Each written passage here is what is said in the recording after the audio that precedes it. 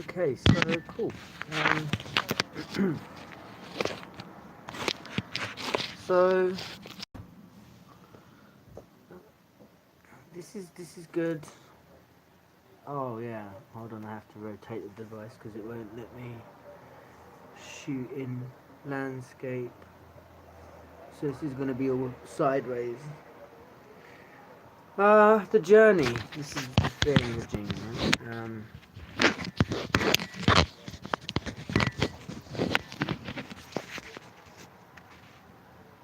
Back to myself. That's what I started to realize is um, this has been it was supposed to be an exploration of my sexuality and my life, my freedoms, and the past 3 years have been, you know, challenging, um, bitter and challenging, and something that I wanted to talk about today, for example, was the fact that one of the guys in the hostel asked me, what's going on? Why have I got tits, basically? Um, and so now I'm getting a lot of people thinking. Oh, I had it the other day as well, where a woman asked me if I was a woman, and I was transitioning to a man. So I'm getting a lot of um, people thinking that I'm a trans man now. And for intents and purposes, I am basically a trans man because I transitioned to being a woman, and my transition was fairly successful fairly quickly. And I enjoyed a lot of time and freedom as a woman. And over about 2 years, I passed as a woman. Um, a lot of the times people wouldn't notice. Um, and now I'm transitioning sort of back to being a man. I'm experiencing the same level of um, inquiry as I did when I was transitioning into being a woman. You know, it's a little bit more quizzical. It's not as blatant and shouting, and there's not as much overt abuse, but it's still, you know, asking me about my period or asking me about, why I've got tits in the first place or stuff like that. Or so the journey back to myself. That's what it came to sort of understand last night. Was this is a kind of a journey back to myself. Um, This camera's rubbish. I need the light behind me. Yeah, but it won't. Um. So yeah. Basically. Um.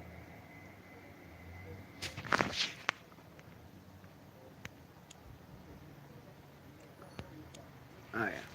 So basically.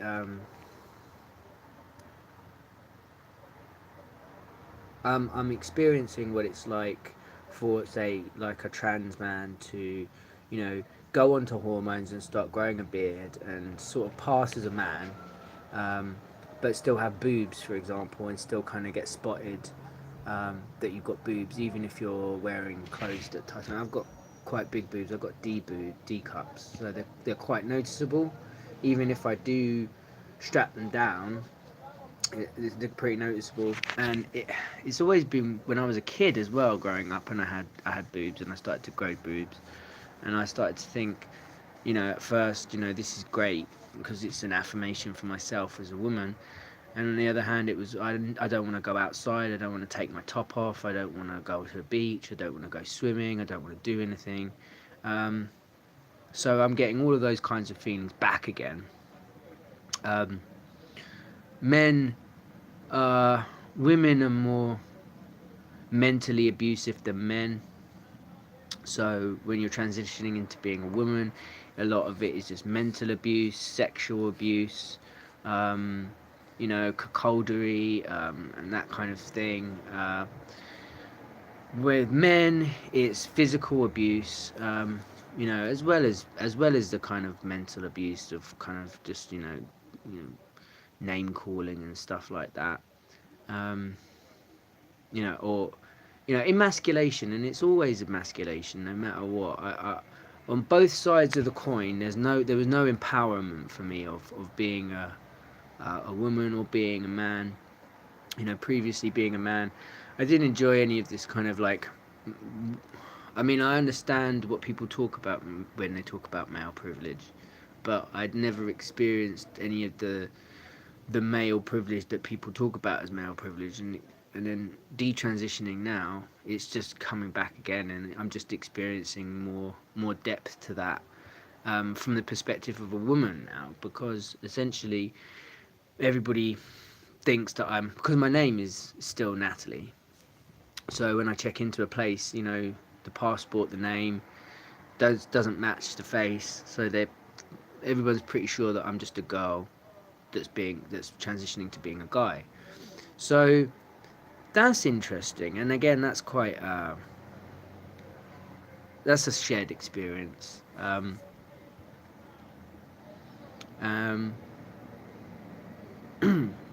Someone said, "Oh, you're gonna get you're gonna chop your boobs off," and it's always, "Are you gonna chop your dick off? Are you gonna chop your boobs off?" And it's like, I don't know. Um, I'm happy with my body when I look in the mirror. I like who I am. Um, but everybody else around me seems to be confused. I even have like women condescend me, like, once you figure out what you want to be, it's like, just shut up. Like, you're condescending. Like, I know what I am. Like, on a scientific biological level, I've got more qualifications in science than most laymen. So I know what I am biologically, and I know what I am spiritually. Most people are very surface level as far as their spirituality goes. I'm two spirited, yin, yang, alpha, omega, call it what you will. That's who I am. That's what I am. It's what I've always been. And the physical journey, this physical body, is is a vessel. And this vessel is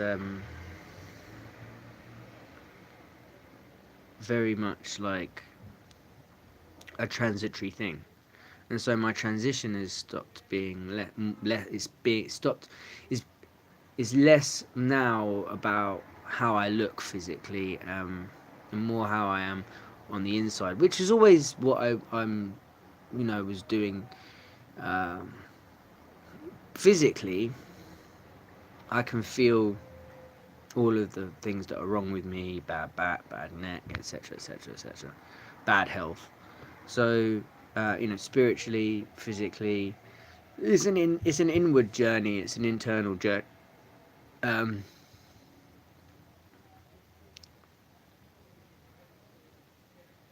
but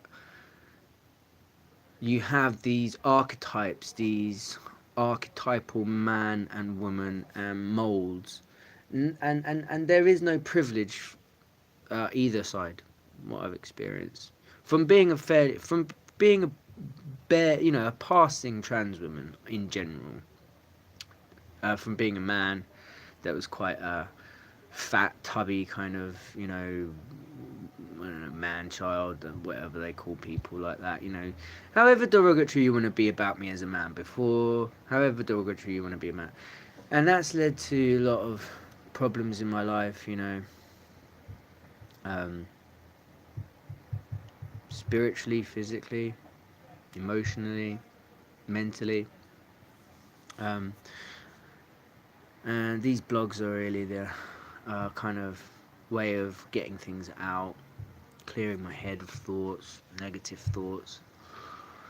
Um, so the journey, that's what it is, a journey, like back to myself, of like back to being a guy, or back to being myself. Like, who am I, like, really? Um, I know that, like, when around certain people, they will trigger you to certain things, because they can get under your skin.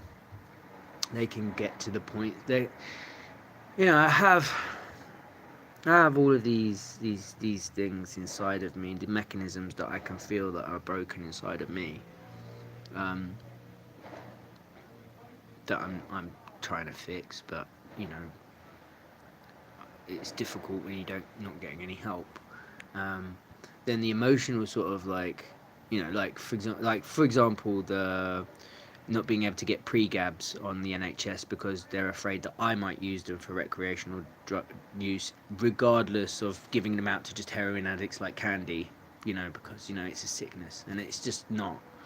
Um, and you know, once you realise that that's the kind of the way the world works is no, heroin's not that addictive actually. I've done it. It's like I could take it or leave it. Same with crack, take it or leave it. Don't care. It's not a sickness. Put it down. Like, oh, you know, well, you weren't using for very long or you didn't do it properly or something like that. It's like, no, it's just heroin doesn't do anything for me physically. It's just like, yeah, okay, that's high. Take a pill, get high like that. Take some speed, get high like that. Take some coke, get high like that. It's like, yeah, take some heroin, get high like that. It's like, yeah, I got high. Cool. What's next? All right, okay, it's back to whatever. So if you want to keep yourself sick, great. But then the people who are supposed to be helping to cure me are like, you know, like the nerve damage came decades ago before I even, you know, and the only reason why I turned to heroin in the first place, like, and I only did heroin a few times, was for pain relief from the damage in my neck that I can feel, but it's self-diagnosed, so it's not a proper diagnosis, so I'm not really feeling it. So all of that kind of triggering sort of like, you're not supposed to be helping me, you're not, I hate you for that, I hate you physically on that physical level of saying that you're going to help me but not helping me. So much kind of um, raw emotion inside of me of just like um, how I feel about my life is the same way I feel about when I see people on TV and they're like, look at this, you know, poor child, they're starving, you know, don't you want to do something? It's like, yes, I do want to do something. Obviously, duh. Um, but then it would be like I would go to the McDonald's and buy a Big Mac, and then just as I'm about to give it to the starving child, someone goes, "Well, you can't do that," you know. They you know, it's self-inflicted. They, you know, they might become addicted to eating Big Macs or something like that, and it's just like, fuck you. You're getting in the way of me helping people. Now you're getting in the way of healing me, you know. And then you realise, oh yeah, this is just basically like how humans work, what humans are like, basically. They can either work together in small collectives, but large collectives tend to break down very easily. They're harder to operate, and you'll get people who game the system. And heroin addicts have been gaming the system for years, just because they feed off of the people's ignorance about the drug. Um, so there's all of the kind of like rehabilitation that I've done for myself, like doing yoga, doing tai chi, which really helps. Mushrooms really helped. You know, smoking weed helps. You know, I'm putting, like, if I made a list of all the things that was helping me with my neck injury, I'm putting all of the things into a column, like, yes, this helps, no, this didn't help. Heroin goes in the no column, so does crack, that goes in the no column. um, doesn't do anything for my physical health. um, but you know, um, smoking weed, that does help. Although it's, again, you've got to augment your physical athletics. So, you know, stuff I've tried that works. Some of the stuff I've tried that works, I wouldn't do twice. To be fair, is, you know, a couple of times. So then, you know, like spiritually, like the balance between yin and yang, of male and female, of masculine, of feminine, of alpha, of omega, of yin and yang, and all of the kind of spiritual ins and outs of that, and how I'm coping spiritually is, you know, I feel very depleted. I feel quite dead inside. Um, I have days when I'm not depressed. I have days when I am depressed. Um, Uh,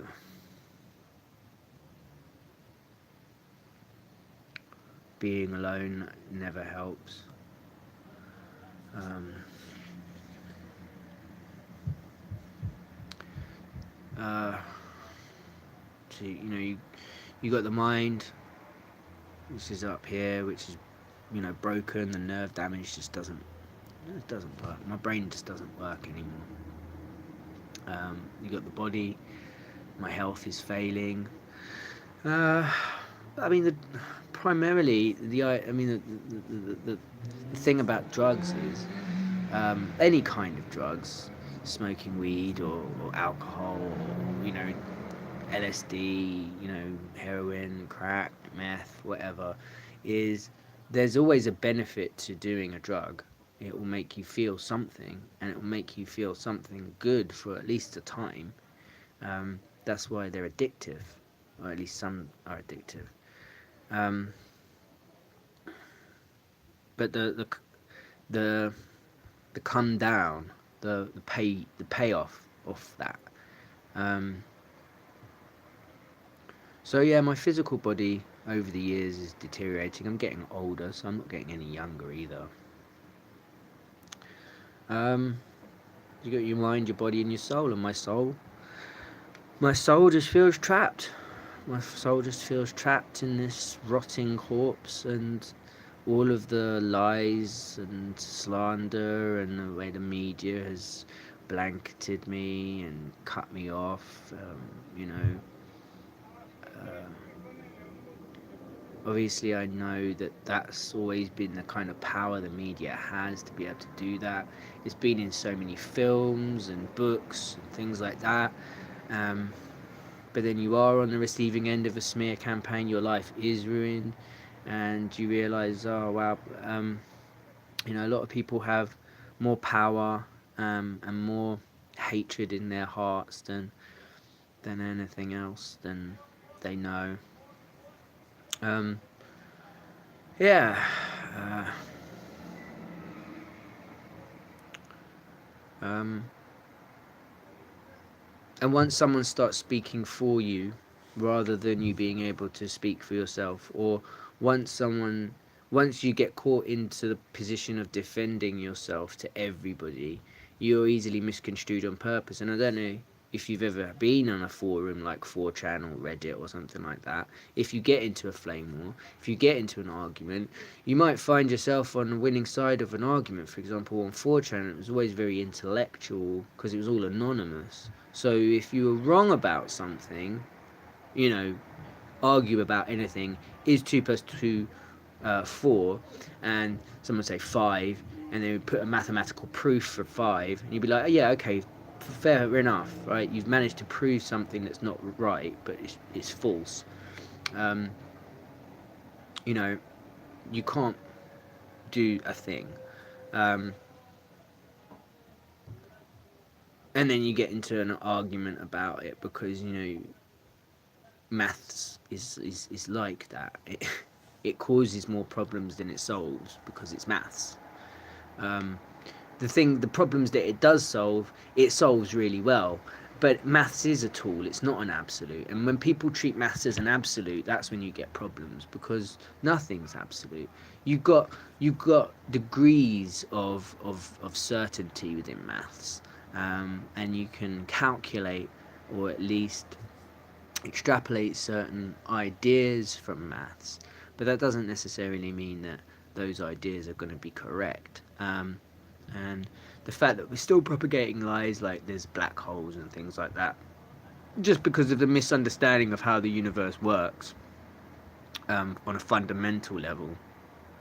Um, Willful ignorance about that fundamental level, or just complete ignorance of basic physics in general to like understand that the people who are telling you that there's black holes are lying to you in the first place. Why are they lying to you? Conspiracies, aliens, who knows, who cares? I mean, if there were aliens, they'd probably melt your brain if you saw them. If there were aliens, it's likely that they see us very much like the kind of predator do in the films, where they see us as sport, something to play with, um, and you can fully understand, like, when you see like Shia LaBeouf being chased around the world by 4chan, and 4chan is just a group of hackers, but they're considered an entity unto themselves. Like, you can just join 4chan. You don't have to be recruited. I mean, you will be recruited perhaps for some kind of bullshit, but you'll be a patsy.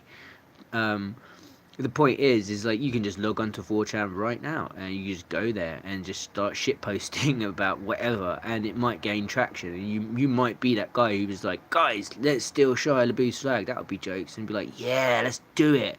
And then all of a sudden you've got an army on your side of, like, thousands of people around the world all working to just do one thing, like steal someone's flag. And then you become part of an organism in that sense, like a malleable organism. You become one in a collective, a huge collective with a goal. And when 4chan's been proven time and time again, Marble Cake, the game, and the pool, and all of it, they've been, the human race is proven to be able to do some phenomenal things. We have like a vast, untapped potential of intelligence that we just never use, because essentially the people who are that intelligent, they are off doing their own things. They're off creating their own little worlds and their own mini things, and making it better and making it for themselves. And for the people who have mental health difficulties like me, like, I used to be quite, not necessarily arrogant, but ignorant about, like, how mental health can affect people. Obviously when it started to affect me, I was very sure of myself. But then to this day, this jaw, because it was broken and it's never been set, it's caused this clicking in my jaw, and and then the nerve damage as well has made it so that essentially I'm in so much pain 24 hours a day. I can't think clearly. So whereas when I was a kid, I used to be able to think clearly. I used to be able to do things clearly, except for all of the other concussions and all the other head wounds. And then it's just, you realise, oh yeah, this is just a beatdown. This is just destroying my brain bit by bit.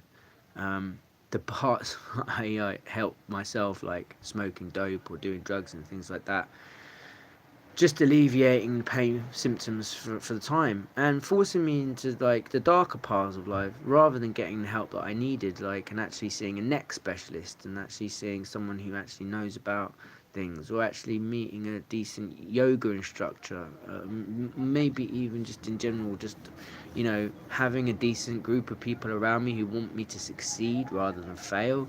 That would have been helpful.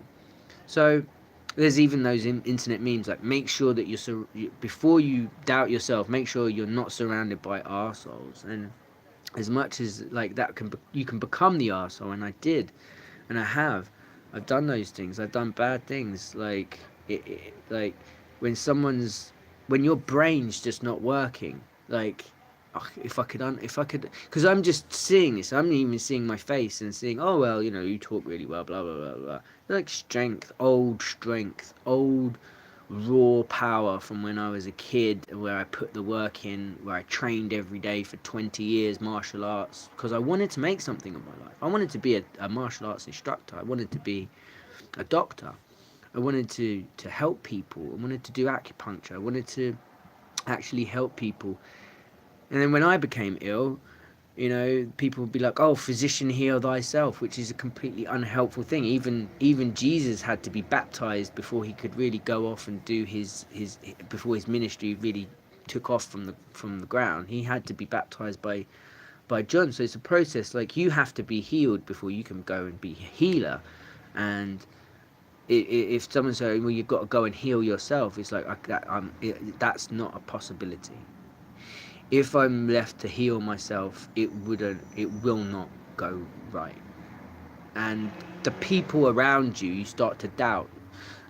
So, like, for example, the first time you ever do a vivisection or something like that, or if you do a dissection of anything, it doesn't have to be a vivisection. Vivisection is just to concede the organs beating and stuff like that.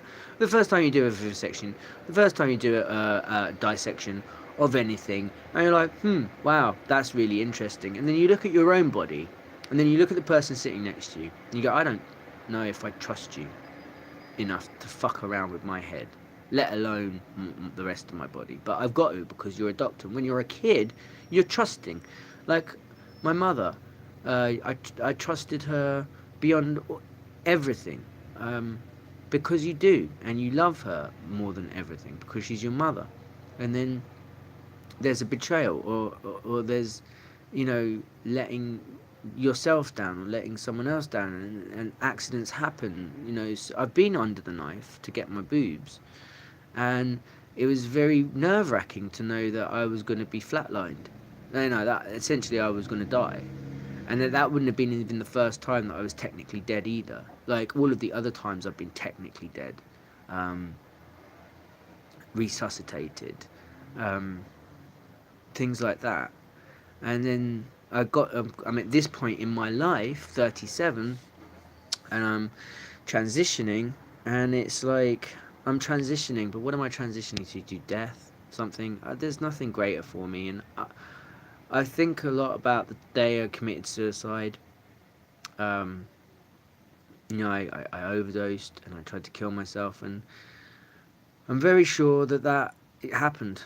In fact, I know that happened, and I know that nobody will believe me. Except I've spoken to some people. I've spoken to some imams, maybe some Muslims who talk about. I tell them the experience of what happened when I died, and they say that I was taken by the Shadir or the Shaudan or something like that. The Shaudan, the shades, the people, the thing that like in Ghost. That's true. Like now I know that it is true. If you are a bad person, like a genuinely bad, horrible, nasty, fucking rotten to the core cunt, yeah, when you die, the Shadir are gonna come for you, and they will drag you to hell, just like in Ghost, and that guy where he's dragged to hell by that ghost, by all the shadows. That's what happened to me. That's what happened to me. So I know what I felt, I know what I experienced, and I know that when I came back, I knew that because I'd already basically thrown away the gift of life that had been given to me, which is a slap in the face to God, it was a slap in the face to my mum, it was a slap in the face to my baby self. I had to sit down and I had to seriously, and this is hurt because I had to look at a picture of myself as a baby, and I had to admit to myself that I failed myself, that I tried to kill my little self, and I'm so sorry. And I don't know how to reconcile that with myself, and that's the thing about I'm back, not dead, back. I might die. I'm trying to make it up to myself. I'm trying to make it up to God. I'm trying to make it up to the people around me. And I can't do that if I'm not honest with myself. And I'm being honest with myself in my life. I've always been honest, and when I wanted to die that day, I was being honest as well. And I think that's why the Shaudan or whatever came for me that day, because you talk about it in the books of Dante or Sisyphus or any of the Greeks, or even Buddha, or even any of the Hindu mythologies of the levels of hells that you can be in, and I stood at those gates. They were very real, and so were the spirits that were coming. They were very real too. And I almost saw the light inside of me die. And I don't know how to explain that to people. I don't know how to explain to people what it is like to be the one. There's the reason why your child self is suffering. And when they say, those things like, oh, if you could say just one thing to yourself as a kid, what would it be? I don't know. It would. And it makes sense now. A scary level of sense when my grandfather hugged me and he held me in the arms and he said, just before he died, I'm so sorry. And I said, you haven't got anything to be sorry about. You haven't done anything wrong. And I wasn't counting all of the crimes that he committed in the war. But he failed. He failed me. That's what he felt. Because I feel like I failed me. And if I could hold myself as a baby, I would say sorry.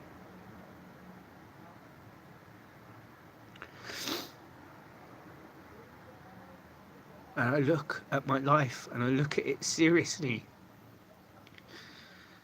And I look at all of the head injuries I've had and all of the concussions I've had and all of the abuse I've had.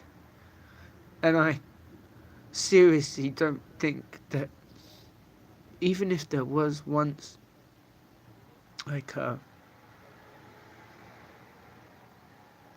truth about any of my transition, like I can't trust that it's not just more brain damage, that it's not just more same shit, like being force-fed alcohol when you're 6 years old, that kind of shit. Like I can't trust myself anymore. I can't. And that was another thing, is with when I finally tried to kill myself and I failed, and I came back and I thought, I'm already dead. I feel like I remember what my friend said when I was in college. He said, experience as many deaths inside as you could possibly experience. This one was enough. I wanted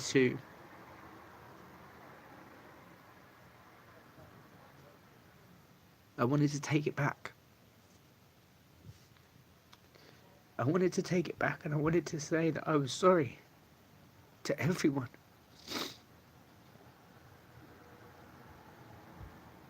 But then I look at my life and I look at the abuse that led me to that point.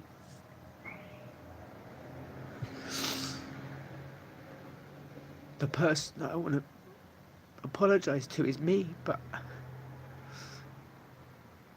I feel like I'm dead already. I did the best that I could. I did what I did, I pursued my dreams, and I failed, but at least I tried.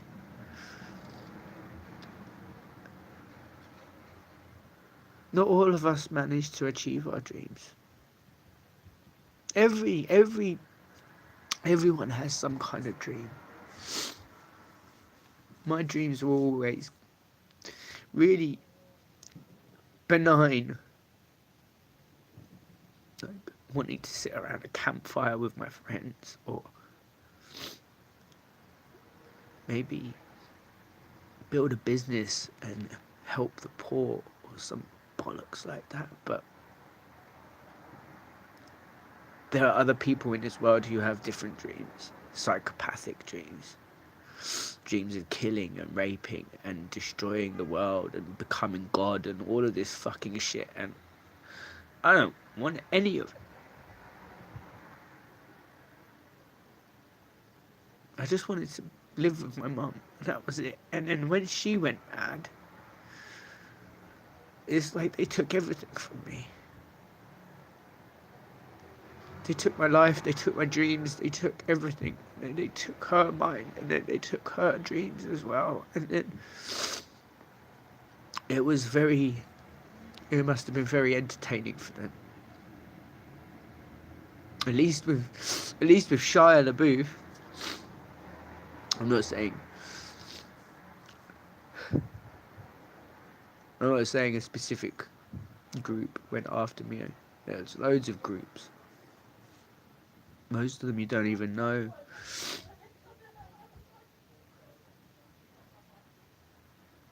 At least with Shia LaBeouf is what I was saying is it was driving him mad, but at least he had some people around who cared about him, and at least it was just a joke about some fucking shitty flag. It wasn't trying to destroy his life for the sake of destroying his life because they feared what he might become, the way they did with Donald Trump. You know, like, we fear what he might become, even though he hasn't done anything except create world peace, create a stronger economy, rock the boat, and actually be bullshit enough to say, well, hold on a minute, we've got borders for a reason and stuff like that. And see, politics is just really normal politics, really standard normal politics, and that's why he appealed to the people who have the same politics as him.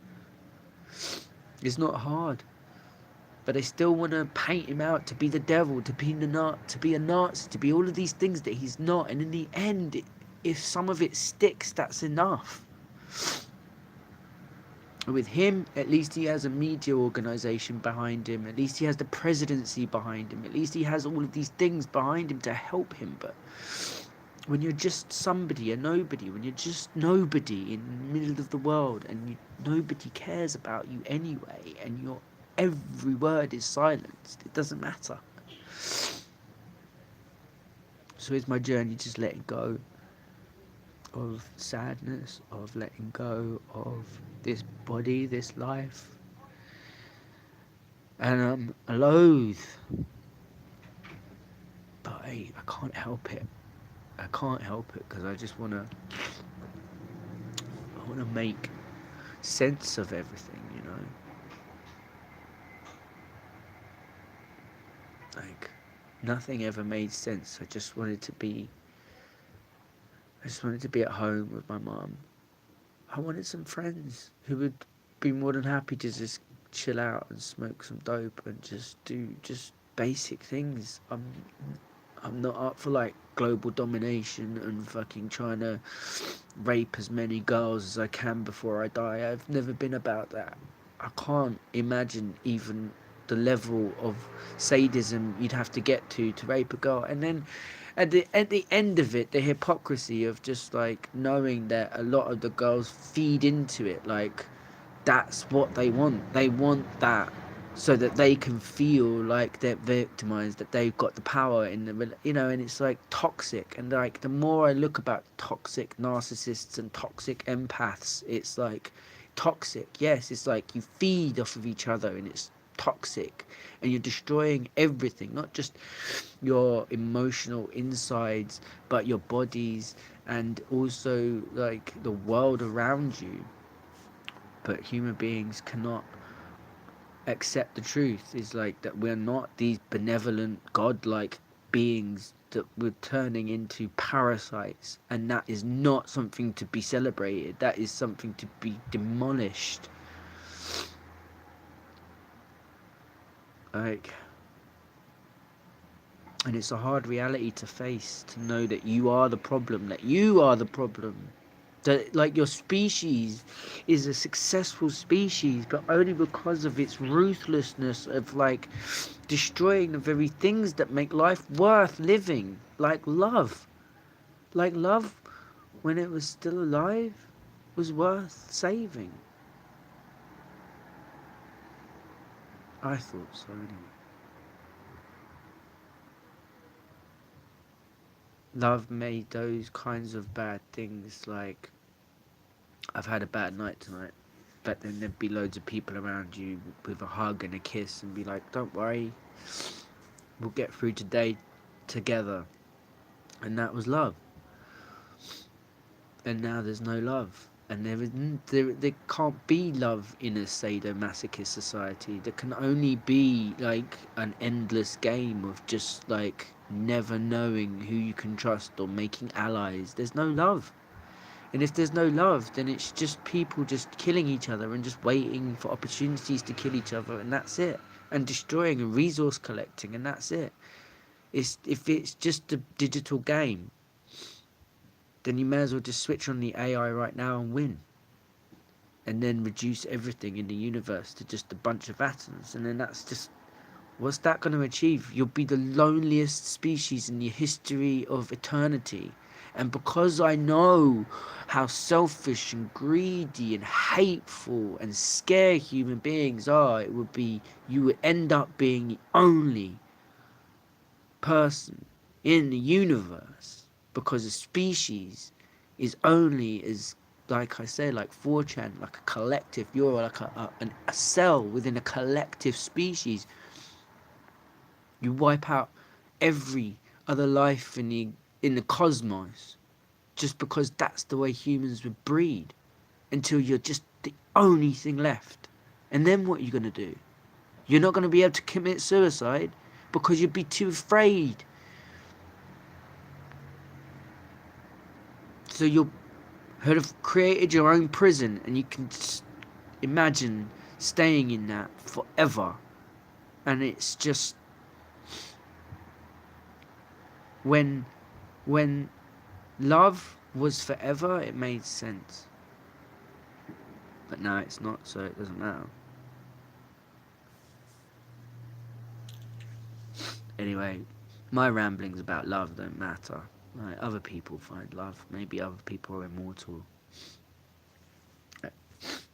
But, like, the journey of transitioning, of like experiencing all of this level of hatred, is like, yeah, I suppose when it stops, when does it stop? Like, what is my purpose? What is the point? Is there even a point? Like, and there's not. Then my disability holds me back from being able to achieve the greatness that I could become. And the reason why people are holding me back from achieving the greatness I become is because they're scared of the kind of person that I might become. Is like, you know, if you're the Joker, you don't want Batman. And if you're Batman, you don't want the Joker. And never the twain shall meet, right? And if one wins over the other, then there you go. Boom. You've got a status quo. And then that's what people want. You know, like, oh, the ideas of like different kinds of moralities crossing and merging and things like that. If you create your own meaning, because you have to, because there is no necessarily meaning within the universe that a human being can like conceptually understand of like what meaning is. Yeah, if you're the creator of your own meaning, and people are saying, well, I'm not going to let you create your own meaning because I fear for what that meaning might mean for me. You can understand now why Hitler tried to kill the Jews. You can understand now why people are so opposed to Donald Trump. You can understand why people are opposed. You're like, what if you're a monster? What if? But what if I'm not a monster? What if I'm not the monster?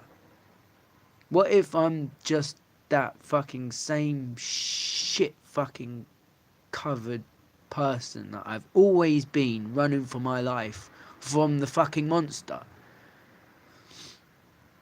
And instead of helping me, the people around me help the monster, not me. And they want the monster to win, not me. So when I look at my life and I realise it's just fucking everybody against me, and I don't really have any fucking way of defending myself or fighting back or making anything as...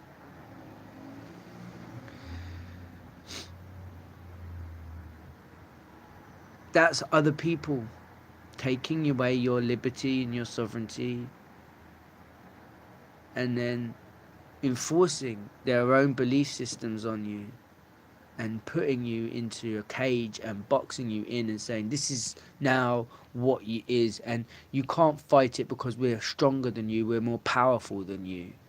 And it is because you aren't as strong. And if you were as strong, you could fight them. And that is what they're afraid of. They are afraid of you being able to fight them equally on equal terms, because they know they won't be able to. And then that's how they destroy people's dreams. And even if you achieve your dreams, they probably just get buried, you know?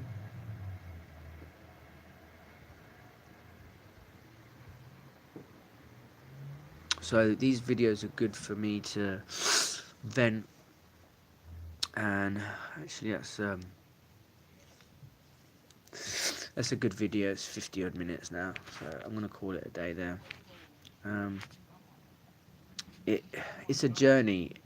There's no, well, at least the only cut, the only the only point of no return, and this is why I went to university. Remember, the point of no return in transition is doing something. Like I got a boob job, but then I could get them reduced again, and that's quite malleable. And if you like see cancer patients and stuff like that as well, and that's something that I feel like maybe that's a shared experience for me, especially if I'm, deciding to become more masculine again and become more of a man again. If I got my boobs reduced again, that would be a very sort of shared experience with a lot of women who have had to have like uh, mastectomies and things like that. Um, trans men and women, just like something to think about my journey. Do I do that next as well? Um, and yeah, I can't really know. I can't really remember what I was going. Just had one of the moments where my brain just sort of stops working. You can call it old age, but I can actually feel the nerve just fire and just like not gonna fire this time. It's just fucking weird. Um, anyway, so basically, yeah, it's a journey, creating your own meaning, your own journey, your own path, and that's it really. Okay, so thanks.